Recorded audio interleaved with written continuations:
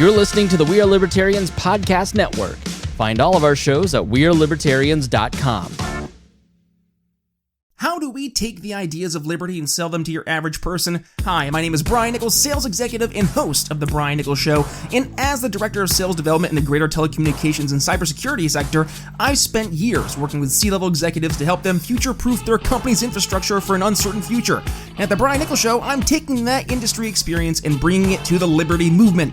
Each episode of The Brian Nichols Show features conversations with leading voices in their respective fields of expertise, ranging from CEOs to economists, elected officials, professors, and more. And instead of focusing on libertarians being right, we're teaching the basic fundamentals of sales and their application in the world of politics, teaching you how to ask better questions to help change people's minds. So, where can you find the program? Head to briannicholsshow.com or search your favorite podcast app for the program and then hit that subscribe button to get 3 phenomenal episodes that'll make you a better advocate for liberty today. Our goal at the Chris Spangle Show is to help you sound smarter while talking with your friends. If you struggle to understand politics, we explain it from an independent, libertarian perspective with all of the irreverence modern politics deserves. We toss out the screaming heads and put people before political parties and give context to the news to make you think. I'm the host. I'm a 15-year veteran of politics and media, and this show is published every Saturday. It's part of the We Are Libertarians network, and be sure to join Wall Plus for bonus podcasts, the complete archives, commercial-free shows, and more. Subscribe now at wearelibertarians.com. You're listening to the We Are Libertarians Network. Learn more at wearelibertarians.com.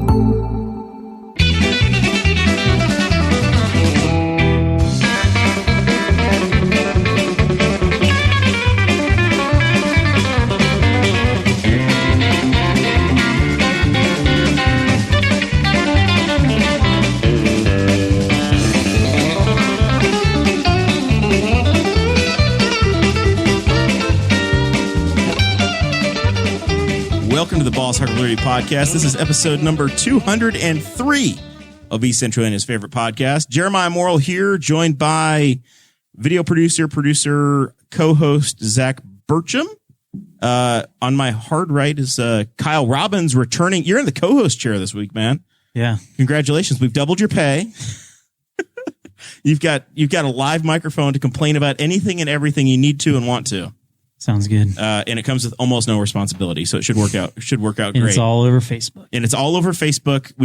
We're 203 episodes in, and we've never cost anybody a job. So I think we're either due or we're going to be okay. Pressure's on then. You never know. And then our guest this week is going to be John Oreovicz.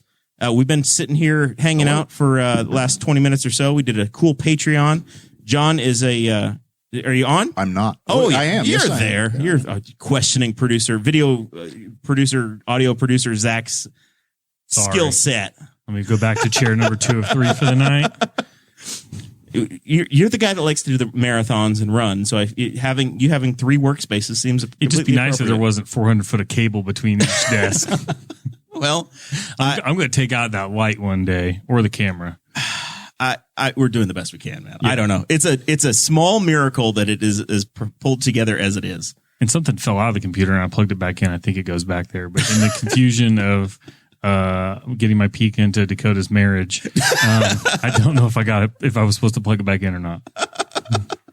Well, if you see a message that seems important, you're excused to go press buttons and fix things as needed. I'm trying to watch I'm taking a look at the chat, and it doesn't act like anybody's saying that they can't hear it. So we're going to assume that things are pointing north and they're going well. All right. So, Zach, we did the Patreon. We covered Indiana's crazy ass weather. Yeah. And, fantasy IndyCar. Yep. Very much worth a donation at any level to the show. Yeah. Plus you get the show notes every week, dropped into the super secret Patreon Facebook group. So you've got access to know what we're doing. And there's a lot of links in here. Very important links to our author, John's books, how to find them, how to find more information and stories that we're doing. I did the show notes this week. College. Yeah, you're trying to make it happen. This is like 2 out of the last 3 weeks we've had authors. It's been fun. And I don't want to brag too much about the reach of this show, but like 2 years ago, there was a guy who was selling chicken waterers, and he said, "Hey, let's run a special on Boss Hog of if you buy this chicken. What? Just who the hell thinks you need a chicken waterer and that this is the audience to do it? But he said, hey, we'll give you, here's a promo code Boss Hog if you go buy the Farmer Brad chicken waterer. And we haven't talked about it in a year and a half. He messages me yesterday and said, hey, we just sold a chicken waterer. How somebody rememred. So that's like the third one we sold. And I said, this is a great joke. I love it. It fits the show. It fits the BS nature of, we talk about small town stupidity. That's the core of the show. And it's whatever we find interesting. That's what we talk about. So we talked about chickens and chicken waterers. We've had a running joke about urban chickens and local chickens. So a chicken waterer made a lot of sense. And son of a gun, Farmer Brad sold a chicken waterer this week, thanks to Boss Hog. So I should have been paying closer attention to the conversations at the park restaurant. Oh my gosh! Before the show, yes, you told me you had breakfast for dinner. I did. I had a delicious ribeye steak with scrambled eggs, hash browns. Fantastic. You could barely get a table. I was in there on Tuesday night, and I had to go to the very far end of the building to find a table for 5 because I'm an incredibly social person. I couldn't do just a table for 4. I had a big group of 5, and it was fantastic. Yeah, I got the fried chicken. They filled the gap nicely because after Bill's Diner burned down, we need a diner. We didn't have we had the early bird, but the early bird's pretty small and it's closed for dinner. Yeah, open for dinner. The park's solid. It's a solid diner option, and every town needs one. And they have homemade dinners, but homemade desserts. Did you get a dessert? Did they talk you into pie? I did not, but having seen the fried chicken on the menu and being the fried chicken connoisseur that I am, it may merit a trip back. It was. People jokingly look at me for my food recommendations. And, so I can safely say that if you're in Newcastle, the park restaurant does get 2 thumbs up. 2 thumbs up. It's in a strip mall.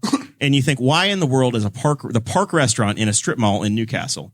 And like everything. Do you know the story, Kyle? No, I do not. You're a Newcastle guy and you don't know how we got but the park restaurant. I've been away for a little while. It says that it's 3 generations. So there was a park restaurant in the city park in Rushville.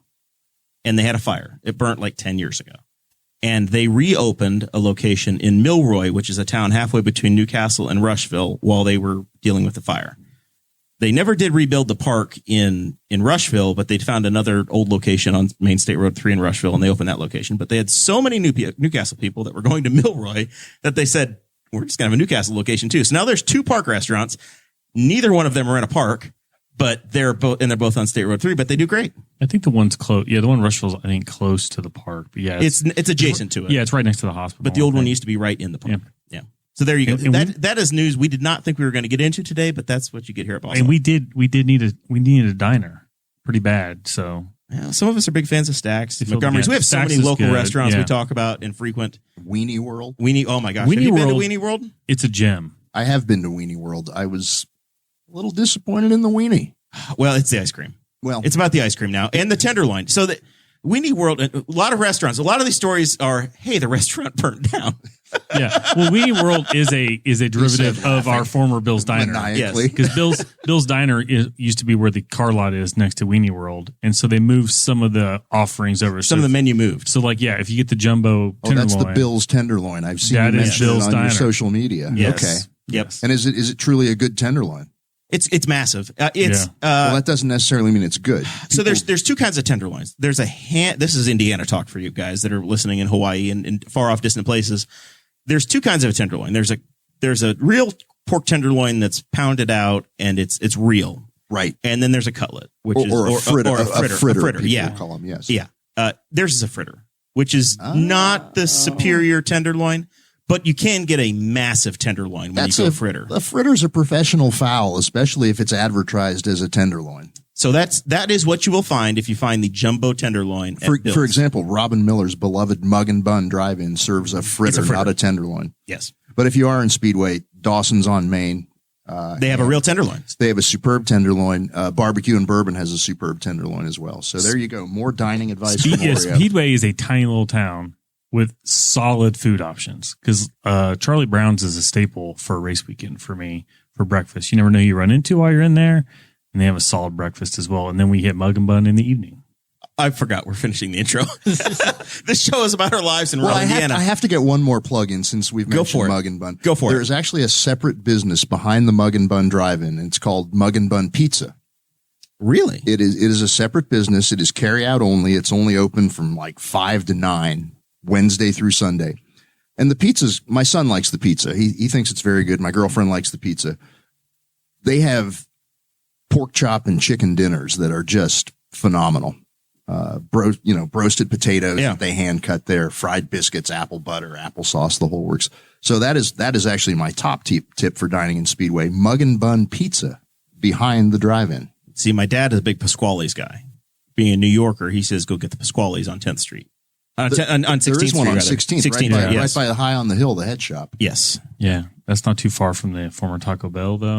You really want to venture Hey, down? that place is blown up. It's called California Burger it's now, like and there's 15 cars in line all the time. Yeah. I hear it's not that good, but It's busy. Yeah, they did a thing on the news or whatever. They were talking about people are waiting like half a day just to get a cheeseburger. So back to intros. sorry.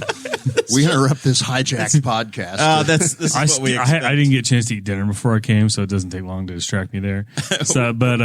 Yeah, we had some weather yesterday, but it's nice and cozy in here. And that's because we're going to thank all the Patreon people to help keep the bills paid here, because it keeps the heat on, and it looks like we might need air conditioning next week. I barely turned the heat on. I remembered when I walked in the door, I said, it feels cool in here. It's like 57 degrees. So normally I hit the Nest thermostat and it kicks on and it's nice and comfortable in here, but it's catching up. So we're going to thank Chris Lamb and Christy Avery from Fort Wayne, and then everybody's favorite car salesman, even though I haven't bought a car from him, but everybody else has. You haven't bought a car yet. Yeah. Jonathan Phillips. And then I'll hop on the chat in a minute here. We'll post the T-Chip store links, which is where you can buy all your Boss Hog of Liberty merch, which is tchip.com/BHOL1. I don't know where Andrew Bowman is. This is his job if I'm on the show. 1, 2, 3, or 4, then BHOL mug. You can get the color changing mug. And we still have some masks and the net gator in there, because if you're going to go to the track in the month of May, you're going to need those. So they're not gone yet. No news on whether or not neck gaiters are going to be allowed, though. When I went to the basketball game at Bankers Life, it was, if you have a neck gaiter, go back to your car and try again. Yeah, they don't count. Gators were unacceptable. I know they don't count at Disney either. It has to be like a 2-layer mask. So I'm actually looking at getting, I need to upgrade my masks for the month of May if I'm going to spend that much time in one. I need one that doesn't give me tan lines, probably. Let's be honest. I bought the Zach and I did the same thing, and I bought the full size Wood Brothers mask that they had for their crew when they were selling them at the first NASCAR race back. They're like, our crew guys are going to live in these and they're going to be fine and it's okay. And I'm like, well, I'm a big guy. I want a big mask. And I've been rocking that thing the entire time, but it's black. And if I'm going to be outside for 6, 7, 8 hours a day, and it's going to be, you need to have a wardrobe of masks. I need these days. Multiple masks. For style reasons, for cleanliness and hygiene. Yeah, I've got the net gaiters for that, but apparently they're not appropriate. So yeah, I need to I'm looking at the Under Armour one or something. I know that kid got one of those and liked it. So tell you what, K&N air filters actually make a really good one. That's the one when we had to wear them at work. Those are the ones I got, and they're actually really breathable. Are they a lifetime one? You just have to oil it from time to time. That makes sense that a filter. Yeah, they give you a little. They give you a little pack of that with each mask, so keeps all the. I've already got a K&N recharging kit at home. I'm good to go. I'm going to ask Kyle to pull his mic away just a touch. That way, we don't make Zach go do another job. Because you've got a big booming voice today. Yeah, I don't know. Just trying to seem alive. You're doing great. All right, John.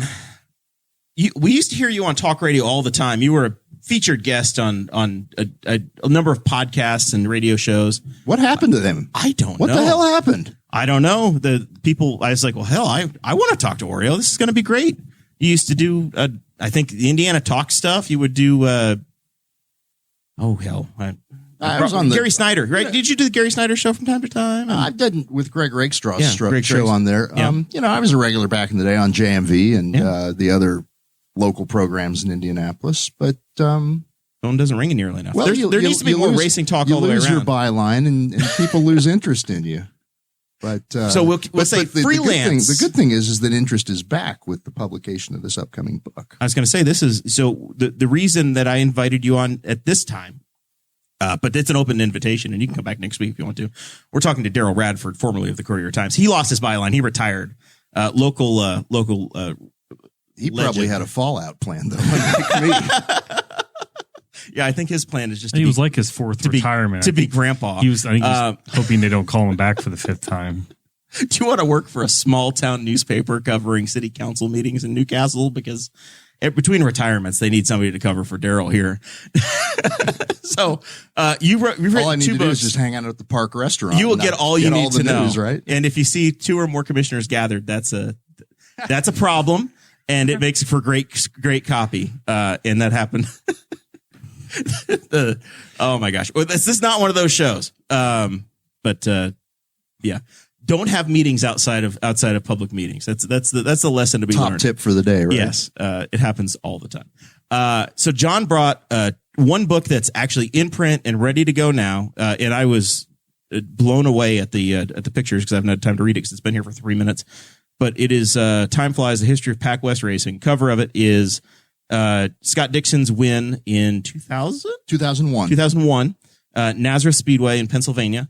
John was working for the team at the time. I was not. I was actually back in the media. You were back in the media. Okay. But in 1997, when Pac West had their best season, Mauricio Gugelmin had 3 pole positions and won a race, and Mark Blundell won 3 times. I was the PR guy for the team in 97 and 98. In the FedEx series? Yes, I guess it was 97. It was kind of a nameless series. It was still the PPG IndyCar World Series. But they had to drop IndyCar for legal reasons. But yes, it became the FedEx Championship Series in 1998. And then the new book that's not yet out, but is very exciting, is the political book, The Split. Well, it is Indy Split, and I think anybody that's followed IndyCar racing for the last 50 years knows that there hasn't been a whole lot of harmony in the sport. And on several occasions, most notably in the late 70s and again in the mid-90s, there was outright hostility that resulted in 2 competing IndyCar series for a while. And the second split, the one that my book focuses on, was the kart IRL split that went from 96 to 2008 and finally got resolved, but in many ways really didn't get closure until recently. So when I first saw the book, and I immediately said, why does John think this story needs to be told now? The first reaction that some people are going to say is that you're reopening old wounds. We're finally past it. Why do we have to do this now? And then the more I've read, the more I've thought, well, no, it's history. You have to talk about it, and it helps you understand why and how. And it's probably far enough in the rearview mirror that it's appropriate to start doing to write these stories. That's fair to say, and it's coincidental that it's coming out on the 25th anniversary of what people think is the flashpoint of the 96 split, where there was a US 500 run at Michigan Speedway on the same day that the 96 Indy 500 was run. The topic never really went away, and that's one of the things is that, yes, the split ended in 2008 and Champ Car and the IRL merged or unified or amalgamated or went bank, whatever you want to call it. It did become one series then.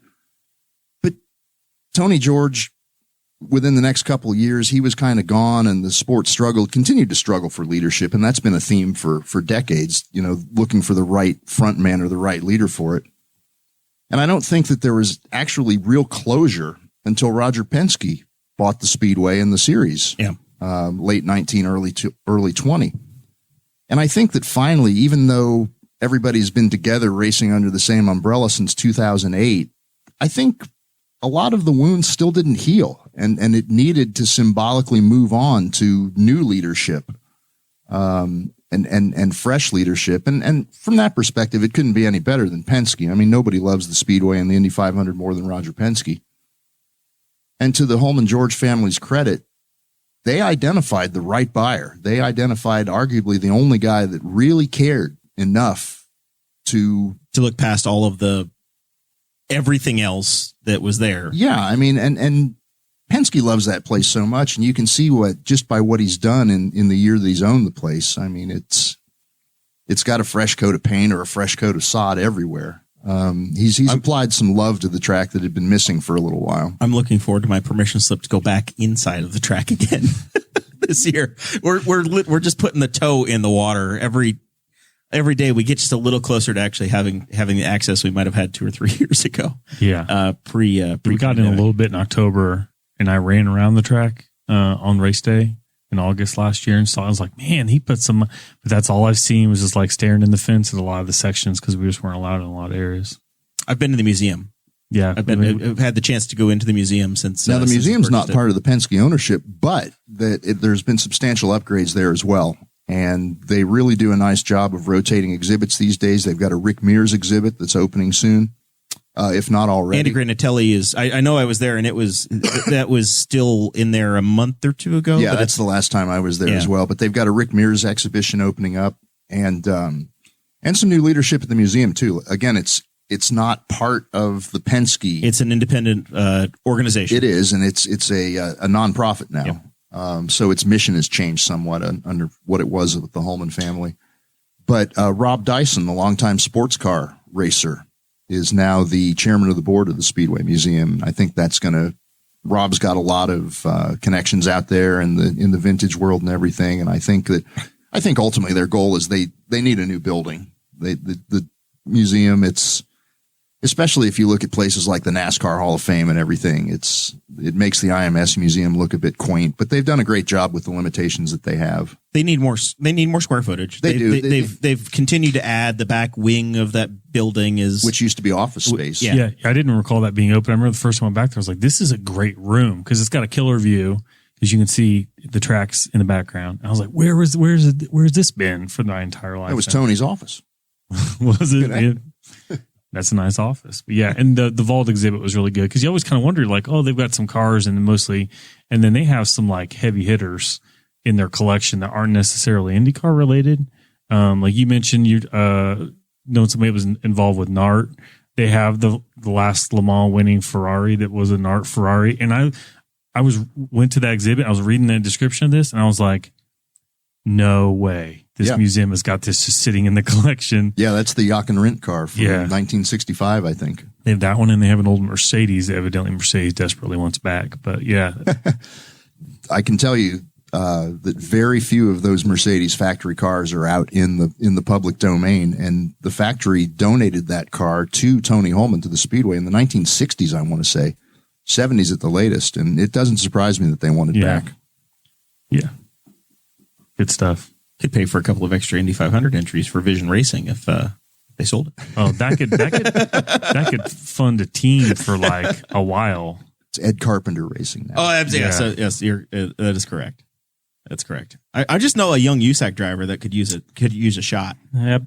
Well, we got the shop thing covered, kind of. We need a little more parking space. No, not a shop, a shot. Oh, a shot. Oh, yeah. No, well, I'll take any shot. They have vaccines at the Speedway. They have clinics almost every day. That's true. If I fall asleep, by the way, it's because I got my final shot today. I am fully vaccinated and approved to go to the Speedway. I have my permission slip from the state of Indiana. I'm fully vaccinated as well. I got mine at the Speedway. Unfortunately, when they filled out my card, they filled the date out incorrectly as 5/3 instead of 3/5. So in theory, I have not been vaccinated until May 3rd. Oh, no. Oh, that's that may be problematic. What's the window? No, you have to have one shot 1 week before, I think, for infield access. Well, I got the Johnson & Johnson, so I'm you're one and done, assuming I don't clot up and die. If you've made it this far, you're probably going to be okay. Maybe you're a month in. You've got full immunity. I am either 6 weeks in or 3 weeks, 2 weeks short. You're premature. We'll find out. All I know is I've told this story a couple of times, pretty much every time we've done a show since my first vaccination. The first 2 nights I slept like a baby, so I may fall asleep immediately on this show. I don't know how it's going to go. We're going to do our best. So the split book, I know that you did share some pictures of some of the access that you've had and some of the research that went into making this. You had stuff going back to the white papers from the 70s. There were some just phenomenal documents that you shared, a big dump. The cart, I think even in the cart era, some reports from Greg Moore's crash. Yeah, I didn't post anything about that. I did just kind of post a picture of the Dave Weldon report. Maybe that was it. There were 2 or 3 all in one time that I thought that struck me. Yeah, there was a memo from Carl Haas that was pretty funny where he watched the IRL's race at Phoenix in 1997, which is it's kind of a famous race. It was their second race with their new Dallara and G-Force cars and Oldsmobile and Nissan normally aspirated engines. And they had some pretty significant engine problems. They had a hard time keeping these. Carl Haas engines. was a kart owner. Carl Haas was a kart owner. So he watched the IRL race on TV, and it was the famous race that Jim Guthrie won. The guy from Blueprint Racing. He's, a guy that towed the car in on the back of a flatbed, and he owned a body shop in Albuquerque, and his friends all pitched in to keep him running. And it was the ultimate small timer. And Tony Stewart finished second driving for Menard. And it was, I think, 110 out of 200 laps were run under, at least 90 laps out of 200 were run under caution. And it's, it had like an 85 mile an hour average speed. It was a farce. And Carl Haas called it just that. And it was interesting just to go back. I was fortunate to see a couple of, archives of interesting material. And it's fascinating to get a behind the scenes look of things that people don't get to see and see the kind of talk that's going on behind the scenes. And so the genesis of the split moment was the series versus kart and who was going to have control of the series and the ownership, but and schedules and allocation of money. There were two competing interests, the speedway versus the owners that had the rest of the series. Yeah, they kind of repeated what happened in 1979. Kart was formed in 1979. Not to take over the Indy 500, not to take over the management of IndyCar racing, but because kart felt that the sport was not performing commercially in the 70s. You had the Indy 500, which was this massive event, but the team owners, as times changed and the team owners were more than just wealthy sportsmen that ran the Indy 500, they needed a year-long series of races to help them sustain their teams as businesses. They looked at the example of what happened in Formula One, where one of the team owners, a guy called Bernie Ecclestone, got the team owners together and they took over the commercial rights of the sport. They marketed it. They sold the television rights. And as such, they brought a much greater revenue stream than themselves to ensure their survival. Kart tried to take over or proposed taking over the marketing aspects of the sport from USAC, and USAC rebuffed them. And it resulted in a split in 1979 where Kart ran a series of races and United States Auto Club ran a series of races.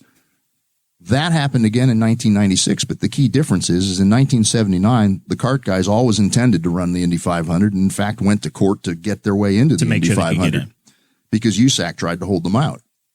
In the 96 split, once Tony George announced the IRL and then secondly announced that 75% of the grid at every IRL race would be reserved for IRL points leaders. The infamous 25 and 8 rule, because those were the numbers of how it would extrapolate to the speedway with a 33-car grid. When Tony made that move, Kart decided, well, we're not going to support his races, and they made the decision to go into competition with him, which was somewhat different than, yes, they ran their own series of races in 79, but they intended to be at the 500. This time they put on a race in competition on the same 500. Day. And we all know how that turned out. Yeah.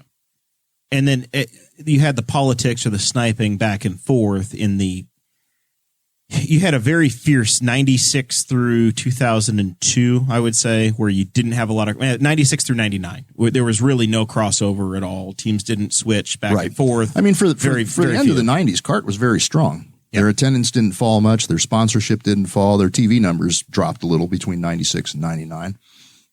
But the bottom line is up till 2000, they were still looking very strong. The IRL was kind of putt-putting along and certainly maintaining its level, but it wasn't really causing any type of threat to the kart series. And the biggest thing that happened in the late 90s is that when Tony brought the IRL out and he presented the Indianapolis 500 with a different field, and then starting a year later, different cars, these IRL cars, which were bigger and bulkier. And let's be honest, they were shitbox race cars compared to the kart cars of the time.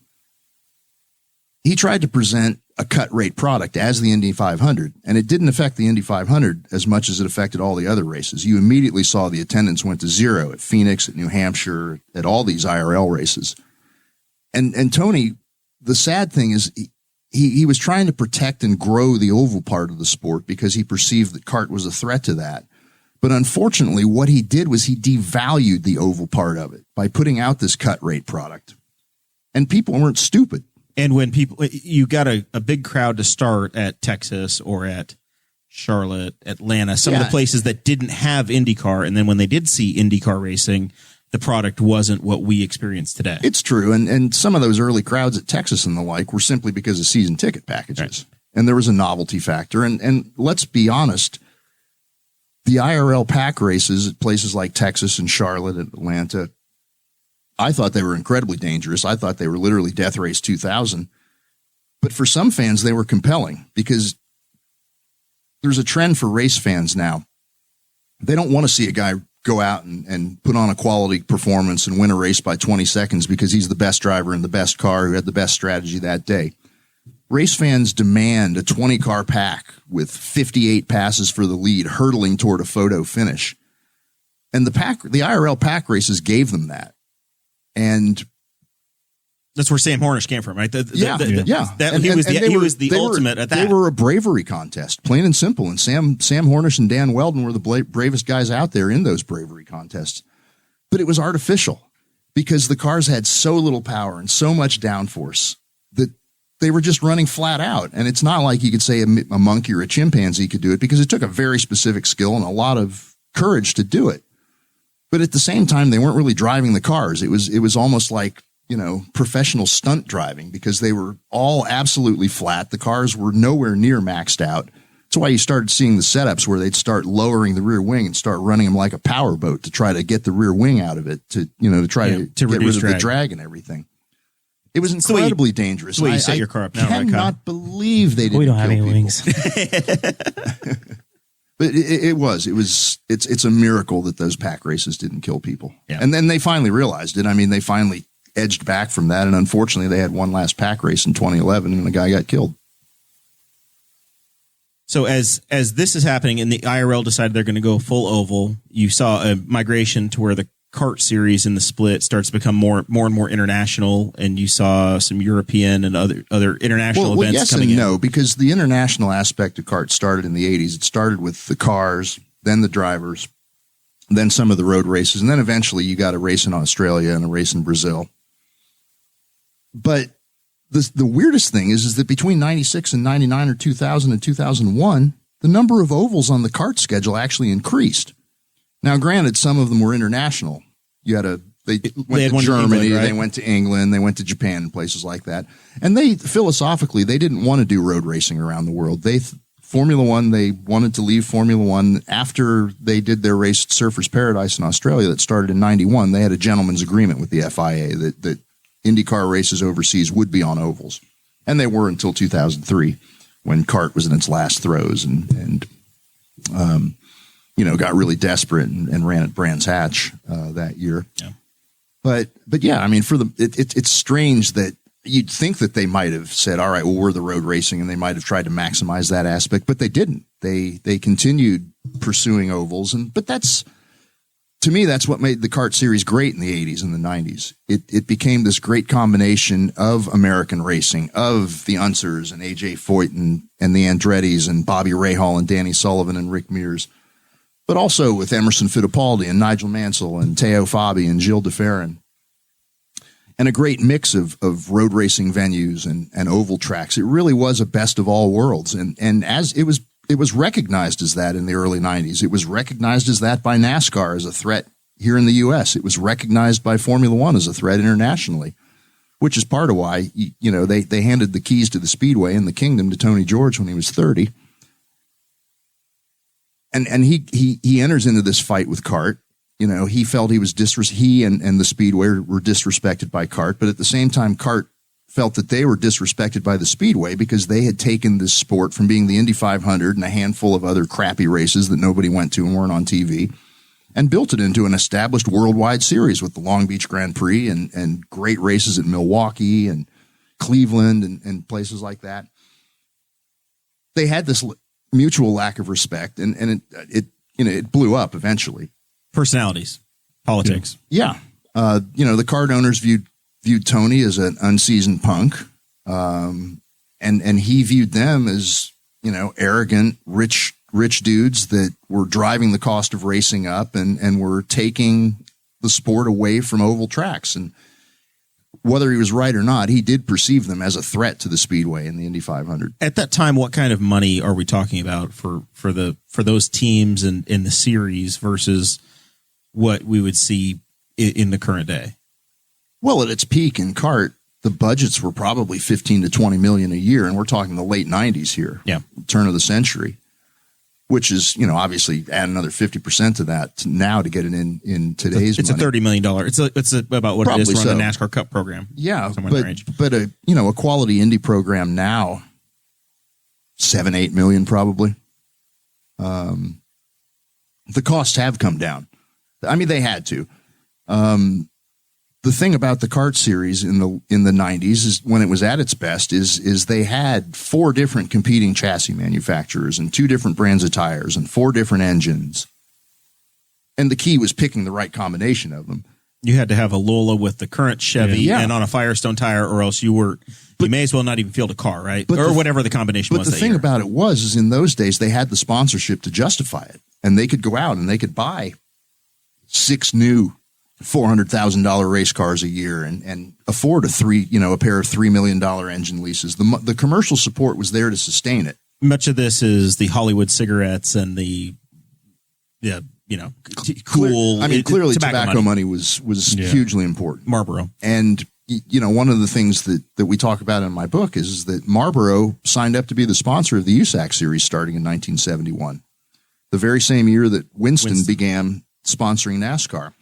And you saw what the Winston sponsorship became. I mean, it grew to be $20 million a year, and it was the Winston Cup. And USAC in 1972, Marlboro believed they wouldn't get any competing tobacco companies in, and USAC allowed Viceroy to come in to sponsor the Vels Parnelli Jones super team with Al Unser, Mario Andretti, and then Joe Leonard drove a car sponsored by Samsonite Luggage. So Marlboro pulled out then. They're like, screw this, we thought we had. So they thought they had exclusivity, which is what you saw in the and they didn't come sprint back. era with NASCAR when they threw Verizon and AT&T out of the series. Yeah, and what's ironic about the Marlboro deal is the guy that brought them back was Emerson Fittipaldi.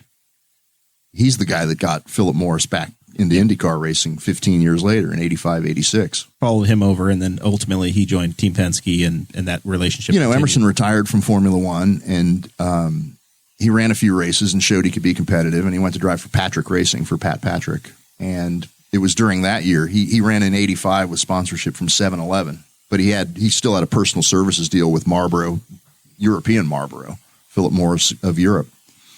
But he then got Philip Morris USA to sponsor Patrick Racing from 86 to 89. Yep. And then Patrick sold the team to Chip Ganassi, and it became the Chip Ganassi Racing we know and love today. And Emerson went to Penske and took the Marlboro sponsorship with him. And then that sponsorship stayed with Penske until they were forced out the federal in government said you 2011 can't or be here whatever it anymore. was. Yeah. Amazing time. Amazing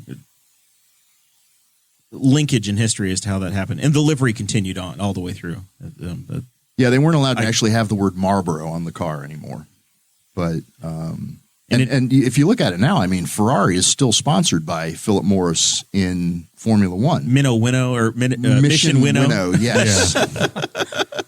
And there's even a point I knew for a while, like they couldn't put the name on the car, but it was like the barcode Right. was on the wing of, like, if you could barcode scan the rear wing of a Ferrari, it would pull up, and you're like, Filter King. yeah, it's like, so I think if people think about Penske's classic livery, it's a Marlboro livery. You think about the Marlboro red and white.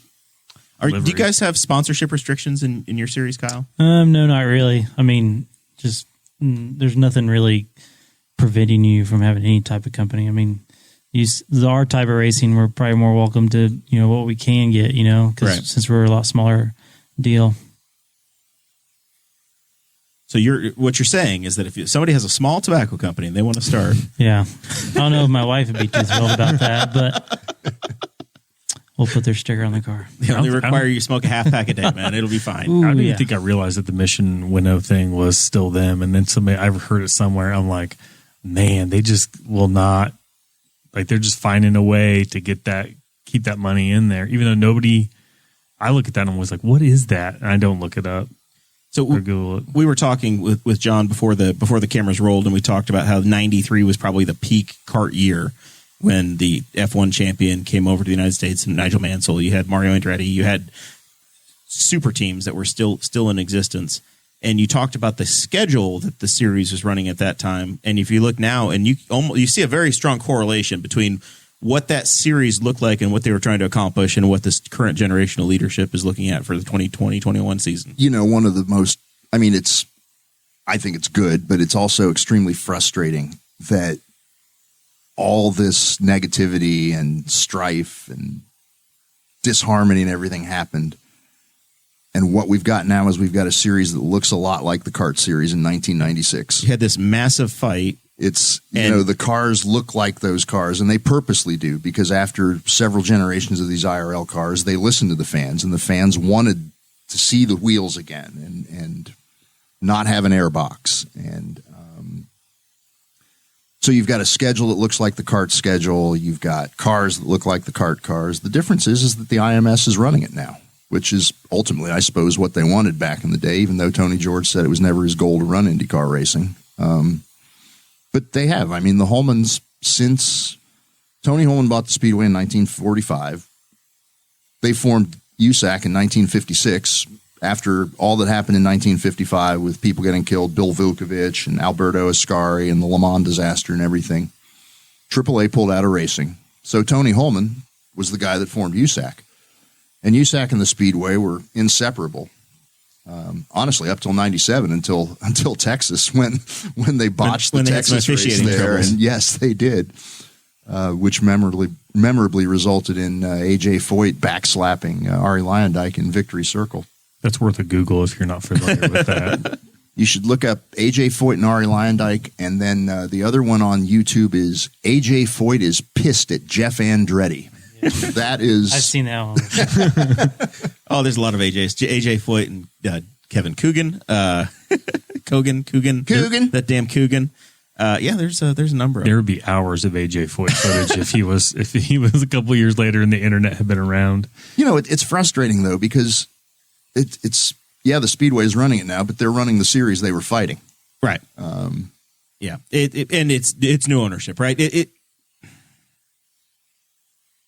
It feels like the Vietnam War. The Penske ownership didn't change the cars in 2018 to no, it's the same. It's common ownership now, but the direction, honestly, Penske has not made major changes from the direction that you saw 2 years ago, 3 years ago.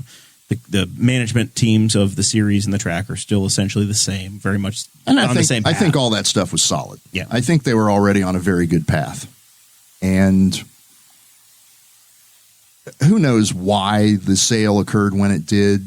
A lot of people believe that it had to do with Mary Holman George dying. She died in November of 2018.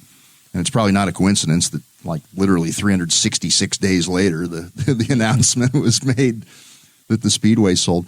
And when she was alive, Mrs. George would always say that this, the Speedway was for her grandchildren, which would be the children of Tony George and his sisters. In other words, the next generation of the Holman George family, which would have been Jared Krizeloff, Kyle Krizeloff, Nancy George's daughters, and Tony George's daughter Lauren and such. But I think it's inspiring. It's inspired that they made the decision to do it. And honestly, if you think about with COVID and everything that happened, it would have been very difficult last year. It's you can't answer yes or no. Would they have had an Indy 500? Would they have had a series? Would the Speedway look like 1944 again? Because it's pretty clear that once the unification occurred and the Holmans poured roughly $30 million into getting all the kart teams equipment and changing the schedule and everything, there had not been a lot of investment in the facility for the last 10 or 12 years. You hear stories that maybe they lost some money to Bertie Madoff. The bottom line is that after the unification, when the sport needed them to continue spending money at the level that Tony had been spending since 1994, they pulled off the gas. You saw massive improvements. The F1 race, the gasoline alley suites, the pagoda got remodeled. So in the late 90s, especially 2000 to 2004 range, a lot of cash flowed into the track. But then the key is you go back about 5 years to what they called Project 100. Mm-hmm. And it was the first time you got a tax on. It was the first time that they asked for public money. Yeah. You got a tax on usage of the track. Yep. So everybody that buys tickets pays into it. We're back into politics, guys. There's a TIF district that was formed, and I think it was $200 million that went to the track, and it was essentially a loan against future revenue. Right. So if the folks that supported the track or attended the track, they used government funds to pull money forward. And that was some big improvements down in turn 1 in the grandstands. A lot of it was just to bring the place up to code. Yeah. For accessible access and things like that. Accessible access, ADA. That's a double. Yeah.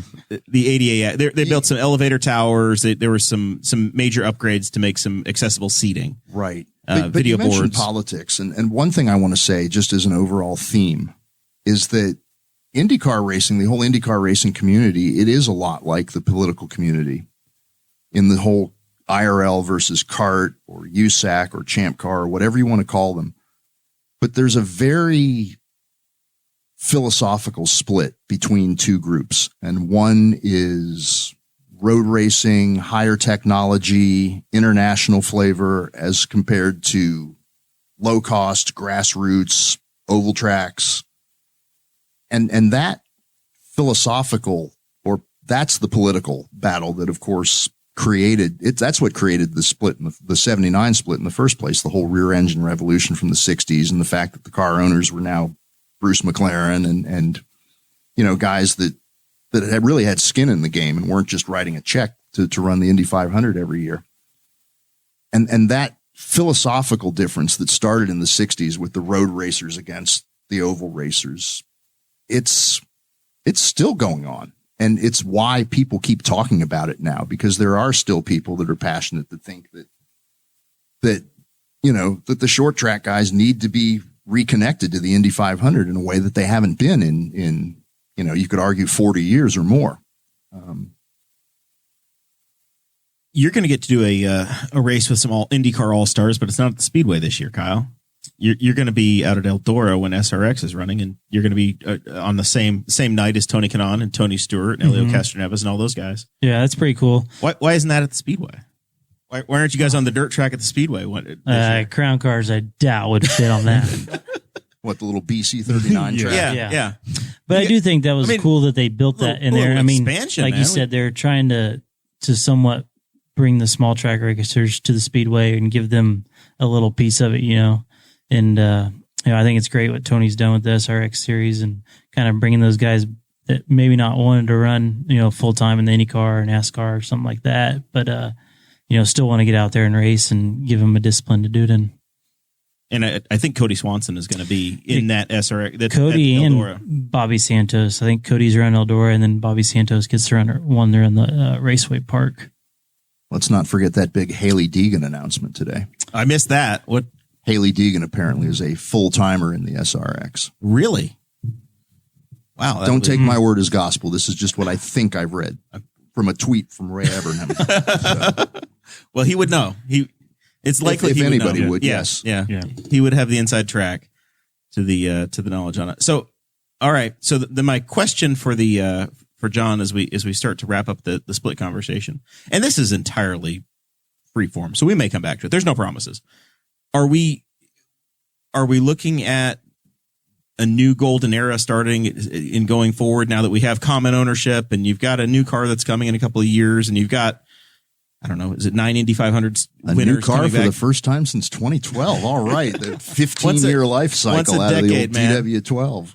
It's like, it's a lot like a hammer though, right? You replace, is it the same car? Cause you replace the I head made 3 jokes times. about the last Alar. It's like, a 9-year car. We'll never see that again. Well, you're right, because we're on year 12 or something already. Yeah. And we're not, and you're going to get a new motor, but you're not going to new car right away. And they'll find a way to stretch it out still. Yeah.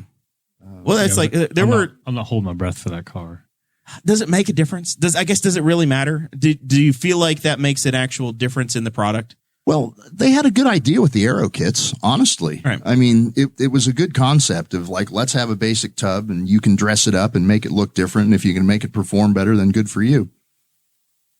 But it didn't work. I mean, in the cars look worse than the cars look worse, but they looked awful. Those 3 Indy 500s were some of the most exciting to watch. Yeah. Sometimes a car would go flying, but they were really fun to watch. But they also showed or a Chevy would go flying. With the bodywork that they brought out in 18, they showed that you can reskin it pretty much at will. So they can. I mean, if they wanted to, they could create a new look for it every year, every other year. There's no need to do that. But the whole car equation, the whole car part has been pushed out of the equation. You know, we haven't had new cars it used to be like there's a new Lola and a new Reynard, a new Penske every year, and you've lost that. You've had 3 generations since the split. Yeah, you've essentially had 3 new chassis come out in 20 years, right. 22 years. But it's spec car racing, right? And people have lost their connection with road cars too. I mean, my car is a 2010. It's not even new, but I wouldn't even think of trying to change the oil or change the spark plugs on my car these days. Well, they look the same. If you look at everybody buys a small SUV. I've got a GMC Terrain, and I can't tell a GMC Terrain from a Jeep, whatever the hell it is. You line up pick 4 of them, make them all black, and they're almost indistinguishable. Yeah. Your road cars are just as bad as a race car now. Yeah. I have a hunch. Yeah. The competition design cars, they did look different back in the day. Now everybody's running computers with CFD, and they crank out very, very similar designs. I don't know if you would design cars now, like race car, if they would look that different. Well, Formula One's the answer to that question because they're allowed to be different and they're not. Yeah, I can't tell the difference on those. Like somebody could walk by, and I started watching Drive to Survive and I was like, how they even noticed that? Like those guys must be like studying them.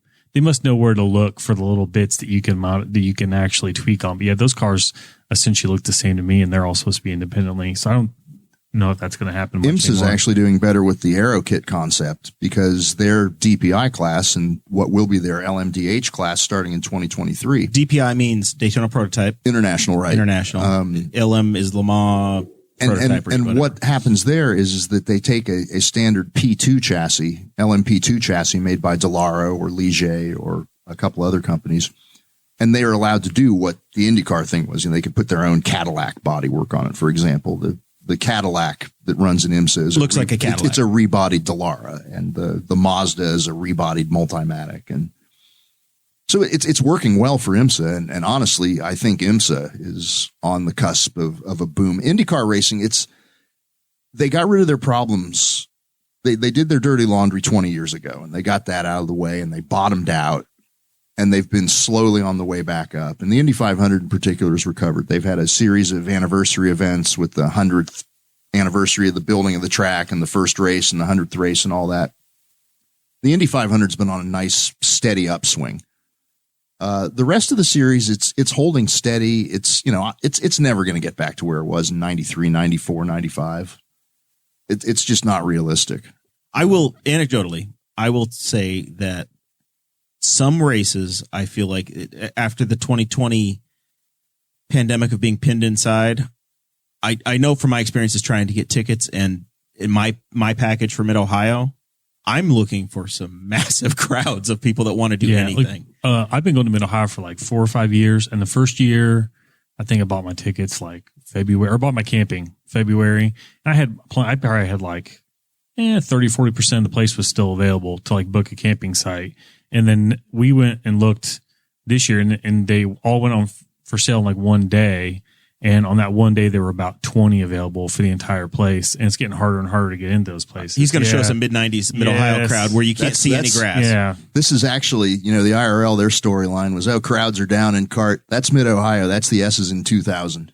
Yeah. And what I'm saying is that you have this trend coming back where I think it's a matter of how many seats you're willing to build, what you're allowing in. Yeah. And IndyCar, right. Road racing, let's face it, road racing there's more room to stretch out. Yeah. And obviously they're talking 40% capacity for the Indy 500, which is a lot of people. They had 100. It's going to be the largest crowd in the world that we've had to date. Yeah. Even though it's going to feel like a bit of a letdown when you see a hell of a lot of aluminum it's still going to look like 3 times the Brickyard 400 crowd. It's going to be the biggest crowd that's assembled since COVID-19 happened, since it started. Yeah. So IndyCar, they're holding steady, and what's encouraging about it is even before Penske came in, and there's this, new feeling of optimism and everything. And it's reflected by the fact that they've got 24 full-time entries, and it is a pretty solid and deep field. And you look at the rookie class, and the encouraging thing for the current IndyCar series is that people from around the world want to come to it again. It's back to where it was in the 90s, where it is a destination series instead of, well, everything else has failed, so let's go here. They're on the upswing, and you can see that NASCAR's television and attendance has dropped dramatically since 2005, 2006. Formula One, it's hard to give a viewpoint on it in America because we're just so isolated in the Formula One world. We're very unique. We're about ready to have double the races, allegedly. I think it's interesting. Or is it going to move from Texas to Florida? There's a 10-year deal was announced for this Miami race, and I was a little skeptical about that. I said I give it over-unders 3.5, and some old geezer named Mario Andretti agreed with my assessment. I wonder, is it better? Is it managed differently? I love the U.S. Grand Prix when it was in Indianapolis. Is it managed differently than it was then? Because you mentioned Bernie Ecclestone earlier. He's out. He's gone. Yeah, he's gone. So I wonder if it's managed differently. Where I knew that contracts in the day, if it was a 10-year deal, it was really nice for the track and for the home city the first couple of years. But by the time they got to like year 7, 8, 9, 10, they were paying like up to $50 million a year for a sanctioning fee. And I know Bernie was very particular about. Bernie wanted the government to pay part of that because he wanted the government involved, and that was the thing that irked him at Indy. Was the Georges were just like, we're taking care of this, and the tickets were cheap. And well, the government thing, it's not going to fly in a lot of places. Now it did in Austin. I mean, that race got on the map until they didn't submit their human trafficking report last year and lost it. But they were getting money from the state. You hear stories that the Austin track's not in great shape, and it's funny. Their Twitter handle is like NASCAR at COTA now, so they're all in on NASCAR, and of course NASCAR is all in on road racing right now. There's 6 or 8 road races on the NASCAR calendar this year. Well, they've been the most compelling races on the NASCAR schedule for the last few years, including Indianapolis, by the way, which needed to happen because the Brickyard 400 it was more boring than watching paint dry. It was like listening to paint dry. Their tire race was my final Brickyard 400 I attended. It was the last Brickyard 400 for a lot of people. If you look at the grandstands, and that was inexcusable for that to happen. So, looking forward to the month of May, I did get my shot. I got an email the other day that said if you want to use your bronze badge, you have to show your papers. Which I'm a little concerned. That's like I keep asking. Like, apparently, I have to show it to get my badge. And I have to go to the facility and pick it up, go to the credentials office. And then I have to have it every day that I want to get into the paddock. I'm like, what if you get mustard on it? Like, they expect you to go and bring it to the track with you and then go spend a day of whatever the hell you're going to do eating tenderloins and making fun of. Most people know from either having one already or having seen the pictures of everybody's on Facebook. That's like the required picture. It's a postcard. It's not wallet sized. It's just big enough that if I have to carry it to the track like 12 days, it will not look good at the end of 12 days. Like, can you laminate it? Well, I brought that up, and another guy who Jeremiah said, I didn't realize who it was.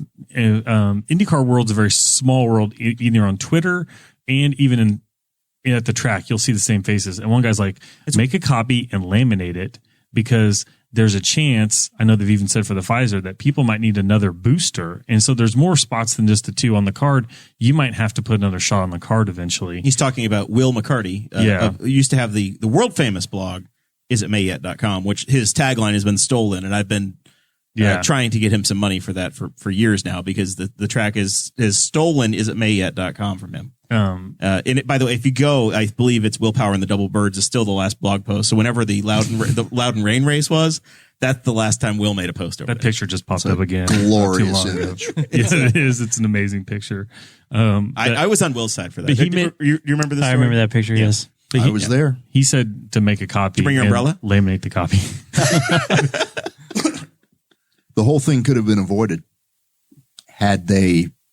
One of my bugaboos is 3:45 p.m. starts because they're really fan unfriendly. Because if you're from anywhere out of town, you're not going to get home the same day. Oh yeah, and I'm not talking about me. I'm talking about the fans. I'm getting ready to go to I'm going to go to the first Nashville GP. I bought my tickets, and I think it's a 5:00 local start. which is 6 So o'clock in stupid. Indianapolis. I'm going to get home at like 2:30 in the morning So and go to work stupid. the and next day. They're hostage to the TV companies. And it's one thing if you're getting paid billions like NASCAR is, but when you're getting pennies on the dollar like IndyCar is, you've got to stand up for your fans and have anyway. Noon start this weekend at St. Pete. Exactly. But had that New Hampshire race run at 12:30 or 1 o'clock, fine. it never would have rained. Yeah. Back to you, Zach. I'm sorry. Yeah. Oh, well, the start thing, that's a good in Ohio. And luckily, I'd like to thank whoever the president is. I don't know his name off the top of my head at Road America, because he started fighting back a few years ago. George Brugenthies. Yeah, Oh, yeah. and When they came back, it was a prerequisite. We're going to have a 12:30 start, period. And so now we're seeing a trend. So where, that Indianapolis people can drive home. Yeah, or because Milwaukee No, people. Chicago people. Yeah. That was the key, was Chicago people, because if they started their race at 3 o'clock Central and they run a 2-hour race and you get out of there, and the people aren't getting back to Chicago till 9, 10 o'clock at night on a Sunday night, and they don't want to do that. And there's been a definite trend since then of races being moved up earlier and earlier by the promoters, so that people like Mid Ohio was starting so late that the one year we got home at like 10 and we tried to get food on the way home and we couldn't because we had a camper and the dining rooms had closed. And I was like, this is not good. And they moved it up and up a little bit more every year, so we finally can get home at a decent hour. So yeah, that's a definite thing for me to. Otherwise, I've lost my train of thought or whatever was going on before that. Laminating. But apparently he said make a copy and laminate it. And then my thing was that now they finally got on the technology train where I had to sign my waivers like 2 or 3 times while they kept changing stuff up for my bronze badge. And the second time it took my picture. I'm like, okay, you've got my picture. I have to go pick it up. How about I show you all my papers all at one time, and then you give me my bronze badge and then print me out like my version of a hard card, not a hard card, but a photo ID that says this is Zach. He's giving us his papers. This is his bronze badge. It can have the number. Bronze badges have a number. And I don't have to carry it around and worry, because then I'm worried about the next thing that somebody's going to ask me. I'm like, oh, I'm really sorry, but I burned up my paperwork in May and it didn't survive, because the bronze badges don't generally survive too well. Usually about lose those by the end of the week because the pins all break off. So that's all I need to like, or you just lose it and like now I don't have any proof. And my bronze badge just became just worth admission because I don't have my papers. I have toddlers. Horrible things happen to things that I own. Horrible things. I don't know. Because there's a digital. I got my last shot today, and the state sent me a text, and they said, "Hey, click on this, and you can make a little screenshot of you're fully vaccinated." Does that count? I don't know if they're going to count that or not. I got Well, in theory, I got vaccinated, although my card says I didn't get vaccinated It's in the future. until May 3rd. So maybe that's why I haven't gotten the email yet.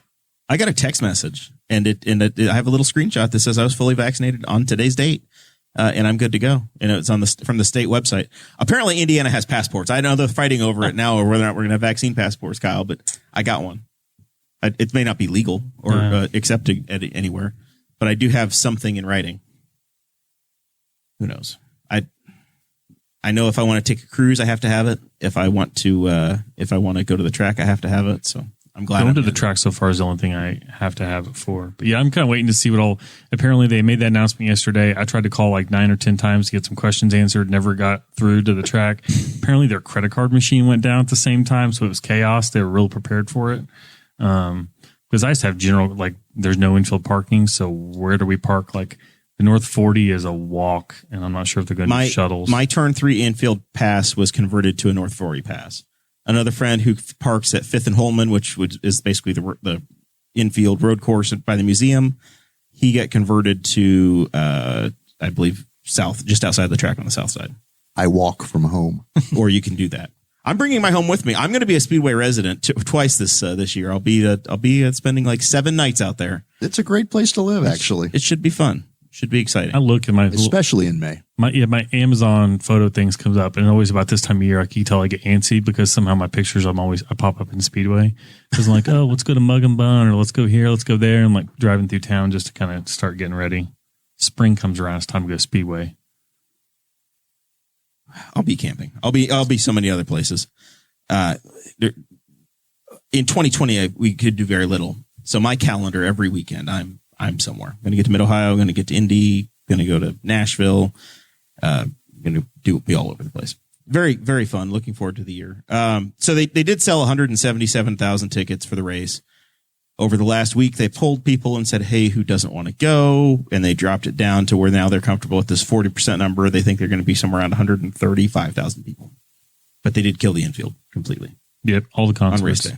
And concerts are gone. And the pit stop competition. Is that gone too? I think I saw they canceled it too. And the Freedom 100, by the way. We're going to blame COVID for that too. And predictably, Indy 500 fan is not taking the news well. Me. They still kept qualifying practice open, didn't they? Yes. Yeah. Outside seating only. Tower Terrace. Okay, that's what I thought I saw. Is that what they're going to do for those guys? Yes. Unless you have a bronze badge, and then you don't know where you're going to be able to go. Because you're going to have paddock access, so you're going to be able to get in. Somehow. It's going to be... I don't know what to expect. I'm a little confused. It's going to be adventure. I'm a little confused by the closing the grass mounds down. I guess they can't control the grass mounds as much. I think they just want to keep the infield closed as a hard, fast rule to anybody that's not credentialed or badged. Yeah, minimal staffing. Because I'm kind of curious. Like, they said Pagoda Plaza will be open for some stuff. So, like, if I go into the garage and my wife's got the kids, or one way or the other, or one of us stuck outside, or can we hang out in the plaza? It's weird you had this great plaza and nobody's seen it in a year and a half or 2 years. Every facility is different, right? Mid-Ohio, the grandstands were closed, but the mounds were open. Speedway, the mounds are closed, but the grandstands are safe. Yeah. Mid-Ohio just painted grids on it, and they said, here's your box. This is your box. Stay in your box. Stay in your box. But Mark Miles did say everybody that wants to have a seat can have a seat. But my brother, he came back and complained on Facebook today and said, I just want to go and stand on my cooler in the infield. I don't want to have a seat. Yeah. There's so many of the people that I bring, John, to the race. On a normal race weekend, I have 25 to 30 people hang out infield, turn 3. Some people have seats. Some people don't even know a car goes by, but it's a massive social party in the infield. Those people don't buy tickets in advance. They're the walk-up crowd of the people that eventually some of them will fall in love with it and they'll buy the tickets. And that's one of the concerns I do have. And there's not much you can do about it this year, but when you go 2-3 years of you don't have that infield turn 3 crowd, once you lose the rhythm of we go to the Indy 500 every year, they're going to find something else to do Memorial Day weekend. And that's a risk. I don't know if they can't deal with it yet, but it's got to be in the back of somebody's mind. Well, certainly, but I mean, the bottom line is we can't be stupid about this. And if we have another major outbreak or a different strain that comes through or something, they have to be safe than sorry. They've got to at least give the impression of looking like you have to have the theater smart. That you were ahead of it, because you don't want the NCAA had the Indianapolis. But the St. Elmo thing was, and there were 2 deaths that the media has tied back to that. Right. If that happens with the Indy 500, there's not as much. They've got to be cognizant that they don't want to be a super spreader. Yeah. And the people are getting vaccinated, but I saw a astoundingly low number of vaccinations in Marion County today. I see that the COVID restrictions are being maintained with masks and everything in Marion County. And I believe the number I saw was only 21% has been vaccinated in Marion County, which, I mean, it seems like it's roughly 50% nationally already, isn't it? And if it is 21% in Marion County, that's embarrassing. And you have access.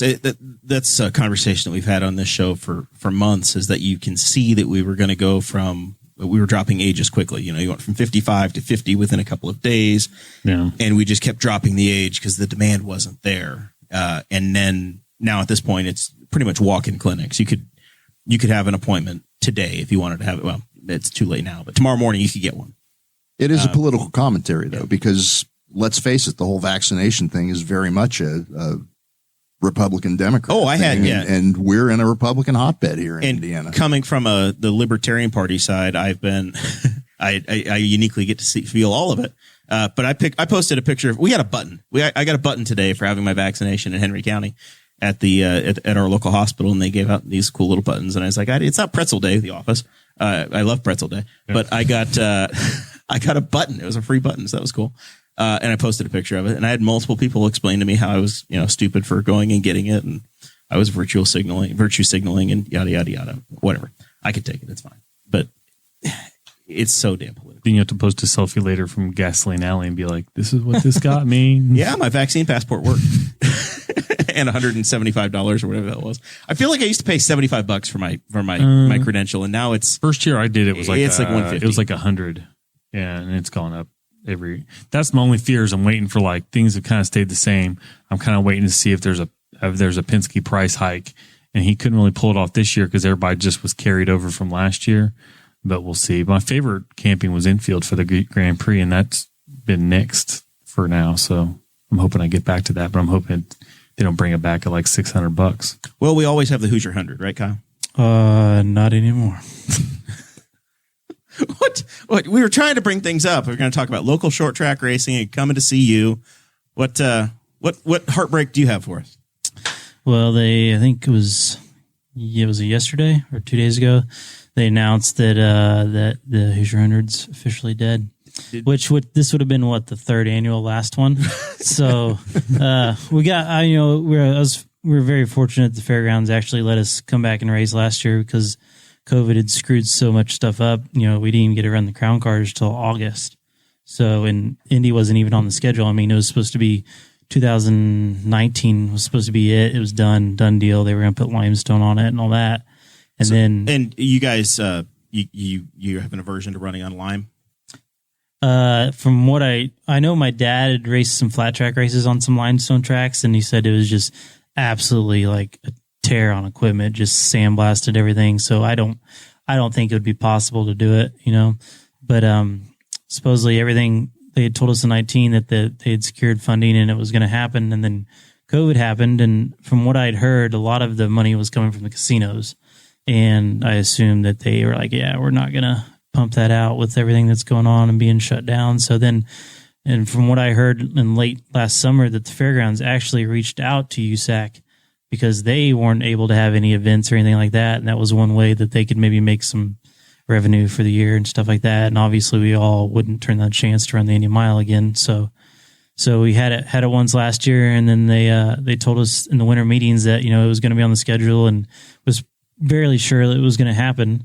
But there was a slight chance that if they got a contract in place before the May date, that it could be switched. So, and I really didn't even know anything about it till I saw something on Facebook last weekend, and I texted our series director and I was like, hey, is this a real possibility? And he's like, we'll find out more tomorrow. So, yeah. And then the writing was on the wall later this week. So you'll be going to Terre Haute on Thursday night. Yeah. Which is not a terrible drive. If we get set up in camp on Thursday night, Zach, we could theoretically make and actually they run sprint cars on Wednesday down there, so you could just stay there for 2 days. It's not like you've got a Carb Day concert you're going to miss this year. Yeah. Well, see that since there's not really very many Carb Days festivities, you can come out and enjoy the stuff at IRP. There's a lot of possibilities. And I mean, that's not that far of a drive. So up to Anderson. No, IRP is Brownsburg. Oh yeah, that's nothing. Unfortunately, I can't walk to IRP from my house like I can IMS, but there, and you probably take a quick bike ride. I appreciate your calling it IRP, by the way. Yes. No. After all the 5, 6, 7 name changes, that's what I always continue to call it because I think it's Lucas Oil Raceway now. Sure. I still call the music venue on the northeast side Deer Creek Verizon Wireless Clips Music Center. Deer Creek, the Hoosier Dome. You mentioned earlier, it's still the Winston Cup to me. Like you lost me after like the 5th company. I was like, and then when it was the Sprint Cup, I'm like, no, that just doesn't work. I'm like, sprint cars are different. Sprint Cup, right? Yeah, presented by Xfinity. Well, at one point, sprint cars are a thing. They exist. You can't take that name because of a phone company. You got to find a way to make that work, and they didn't make that work. See, I don't keep track of NASCAR sponsorship deals anymore. It's still, I have a Winston Cup poncho back in my camper. It's still the Busch Grand Nationals to me. Yeah. So I can't keep up with those either. Yeah, it gets out of control. That's one of the things that the track could do is that they could set up some shuttles, right, from IMS out to IRP.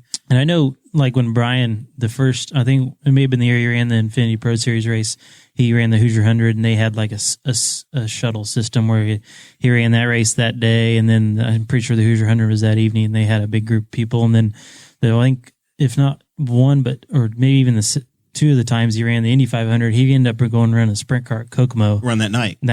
Yeah, and they had a big fan deal after that too. So, but so the Hoosier 100's gone.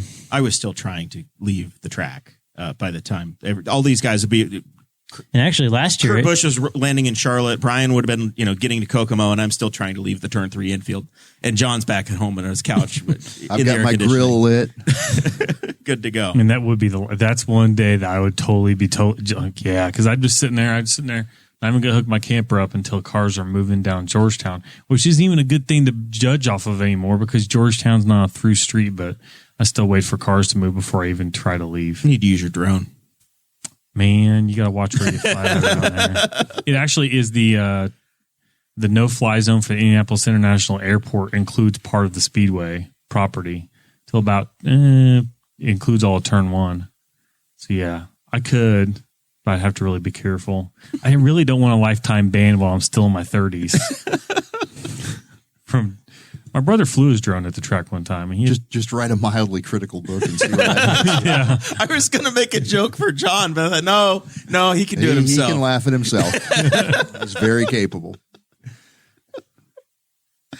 Oh, God.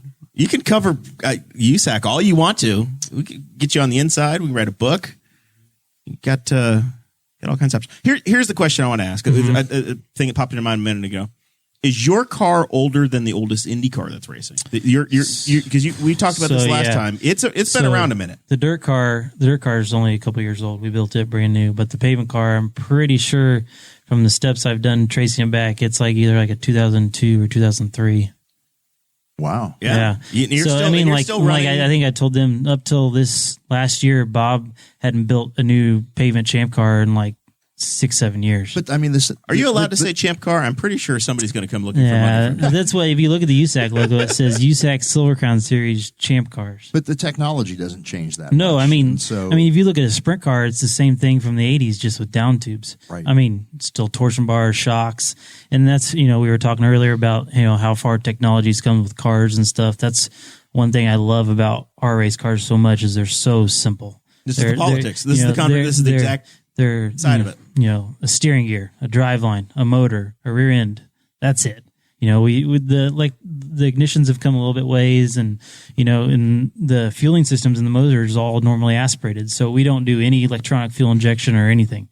So, I mean, I'm sure they refine the roll. They might add a bar to the roll cage. Yeah. For safety items. From that standpoint, especially with some of the instances that we've lost some people these last couple of years, they've tried to add some bars and make the frames a little safer, obviously, and definitely the seats and our safety equipment has come a long way, probably in the last decade as well. But they're just a race car. There's not a lot of gimmicks and bells and whistles on them. You got 4 shocks, a steering wheel, and a motor. A brake pedal and a gas pedal. So, how does your seat work? Do you get fitted for a seat, or you go buy a custom seat? They kind of have them both ways. There's just like most of them they'll measure them by your hip and your rib cage size, but then like most of mine I've been measured for them, so they they fit for maximum comfort and stuff. And the headrests have gotten a little bigger over the years, and now my head's completely contained. I mean, there's not a lot of movement from right to left or front to back, and I'll wear a Hans device and all that. So. Is everybody in the series wear Hans now? Yeah. Don't quote me on this. So I know a couple of years ago they made it mandatory, and then I feel like they kind of took it away. A lot of the older guys really weren't super stoked about it. But then I know a year or two ago that they did make full containment seats mandatory. So don't be like Dale when it comes to safety. I was going to say, there's your lesson. I'm like way behind on some podcast, and I was just listening to Dale Jr.'s where he had, his crew chief when he won the Daytona 500. Greg Ives. His dad. Steve Letarte. Yeah, Steve. No, you're talking about Larry McReynolds. And he was talking about Dale Senior's crew chief. Okay, Dale Senior's. Yeah, sorry. And that was a guy who just like fought any kind of like still open face helmet. Yeah. Earnhardt Dale Senior actively fought safety advances, and he paid with his life. Yeah. I mean, he's got nobody but himself to blame. The experts all say there's a 98% chance or better he'd be alive today if he'd been wearing a full face helmet and a Hans device. And Brett Bodine was running with a Hans device. And sitting in a proper seat for that matter, because the legend is he had a seat out of an old Ford van. Yeah. Yeah. Yeah. I mean, even now, like some sprinter guys are starting to run full carbon seats too. So, I mean, even that technology is starting to trickle down into sprint cars and Silver Crown cars and stuff. Is your seat made out of aluminum now? Yeah, mine is. Yeah. Mm-hmm. And like I said, it's got the foam has come a long way on the headrest from now. It used to be, they used to just use a single style or density of foam. Now it's got multiple layers to it. So it kind of, because there was a couple guys there when they first started making the headrest real big that were complaining of, they were so close together. If it was a rough track, your head would just kind of be a pinball and you'd almost get concussions that way. So they've tried to develop the foam and stuff to dampen that a little bit better. When's your first race this year? So May 9th, Sunday at Winchester. 2 weeks. Yep, 2 weeks. It's a day race. So High Banks over there east of here. Pavement car ready to go? Yep, we're supposed to go test hopefully on Tuesday. We're gonna go with Bob and a couple other guys, and I texted him today to make sure all this snow didn't play a factor in that. So, but yeah, we'll go over there, just get some laps, shake stuff down from the winter, and then hope to be ready to go. You should run some laps around the Riley School playground, the blacktop. That'd be awesome. I think I've taken my quarter midget around there a couple times back in the day, but I'm not sure they would be too likely of the Silver Crown car. Somebody just had like a snow delay. It wasn't on a race day, I don't think, but like in the last week or two. Mm-hmm. And I think it was at the Nürburgring, I think, but they were like there to race, and it snowed a bunch. I mean, we have some connections with the Newcastle City Council, and they just built the brand new asphalt walking track that you could run a sprint car on. That's like a great promo video. All the way down to Southview, loop back around Main Street, and come back up. Come back up and do some testing. I mean, the Silver Crown car's got a clutch in them, so I can stop and go. Perfect. Feel like the That's city a great Newcastle video. special. Yeah. That'd be a great video. Just to have just a Silver Crown car just driving around town. Just running down. You need to come cruise Broad. Yeah, That would be awesome. it sounds pretty cool. Well, you know who's not going to write you a ticket? Yeah. Darren Jacobs. Okay. Especially for having chickens. He's taken a private sector job. Comrade Jacobs. We just need to read it into the record. Very good friend of the show. He's leaving the planning commission. No longer going to be our zoning administrator. No longer going to be the guy that's measuring your grass to see if it's 8.1 inches tall and giving you a ticket. He's moving on to another four letter power company, stolen away from us. So I'm going to see if he runs into my brother. It's likely. Yeah, it's very likely. Same 4-letter company. With that, it's the time of the show where we get into final thoughts. We pitch ourselves. We talk about the exciting stuff. Anything we missed. Correct any of my accidental lies. Start with you, Mr. Robbins. You buy anything for my brother lately, by the way? No, he did come out and say hi to us, and pretty good sales pitch in. Yeah. But he's charming. I got it. Yeah, I got his catalog on top of my toolbox. So as long as it's the top catalog, he'll be happy. No, but it was really cool to hear stories from John, and I'd be really interested in getting his book because, like I said, we talked before the show. I kind of vaguely remember that kart IRL split. I was a little young. So it'd be neat to read up and just learn the history of that, kind of ins and outs and what happened. So I'm very excited. So how do we buy it? I failed as a pitch man. I know it's in the show notes, but it's on octanepress.com is the best place to get the split book. So right, the Indy split is being published by Octane Press. You can get it at octanepress.com or wherever books are sold. It will be available on Amazon. If you're interested in purchasing Time Flies, The History of Pac West Racing, you can buy it at my website, johnoreovicz.com. That's johnoreovicz.com. WeBuyAnyCar.com. Slightly. Stop. Almost the same. But seriously, buy a book and with Indy Split, give it a chance. I mean, I know people are passionate. Everybody's got their own different vision for what IndyCar racing should be and who blames who for what happened and everything. But I tried to tell the story in a fair and compelling way, and I hope I did. I'm looking forward to it. I'm excited. And I do think that it's far enough in the rearview mirror that, yes, some people are still going to have bitter opinions that were maybe around it at the time that were very close to it. But it's gotten to be – there's hardly any drivers left from before the series reunified, right? I mean, you are looking at the over 40 crowd, the Will Powers, the Scott Dixons. There are not that many guys that are left Castor that are even Nevis from there. and Montoya aren't full-time anymore, so Power was involved. Hunter Ray was still in at the Scott Champ Dixon. Bourdais. Bourdais, yeah. But it's only the a waning handful, yeah. time. Even like Takuma Sato came along. He was in F1 at the time, so he's only been an IndyCar since driver 2010. Yeah, yeah. But it's interesting Graham Rahal, because I you've guess, got this but- generation now. Statistically, at least, if you look at Will Power and Scott Dixon, those guys they're pretty up high there on the list. I mean, Dixon's at 50 wins now. He's third on the all-time list behind just Mario and AJ. Will Power's closing in on 40 wins, so he's right up there with the Unser brothers and Michael Andretti. And right and up there in likes. the all-time pole category Yes, as well. yes. So, the core group that's out there now, these older guys now, in a way, it's similar to the guys that carried IndyCar racing all the way from the 60s to the 90s. And then, go see them while you can. And that's one thing I'd say. I mean, the IndyCar series, it is still the best of all worlds. It's got road racing, it's got oval racing, it's got technology, it's got international flavor and everything. It's still, I think it's the best racing out there.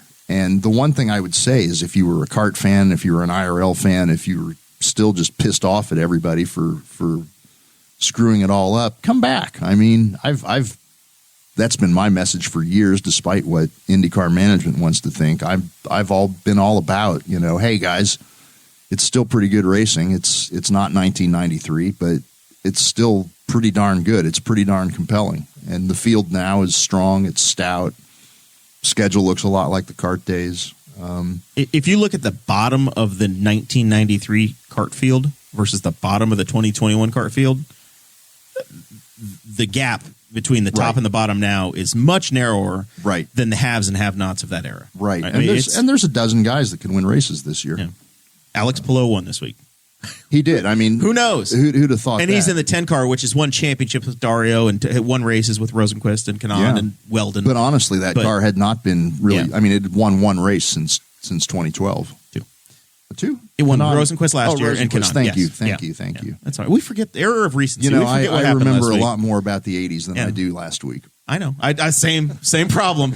If I wasn't paying attention to it this week, I would have completely forgotten as well. All right, Zachary. I've got nothing. I'm just a bureaucrat during the day. So L&K. Pay your taxes. Keep Zach happy. Yeah. L&K for your beef and Beehive Body Company, my cousin's place. Check those out for your body care products. There you go. Well, I'm excited. Next week, I believe we do have Daryl Radford on, formerly of the Courier Times, formerly of the Indiana State Senate. He's going to tell some stories, and we're going to have a lot of fun. And then we got a Jesse Riddle, Mark Foltz thing coming up here in a couple of weeks. Cool. Jesse can come fix my computer. Yeah. It's been down for 3 weeks. With that, we say thank you guys very much. We'll see you next week. Thanks for having me, guys. Of course.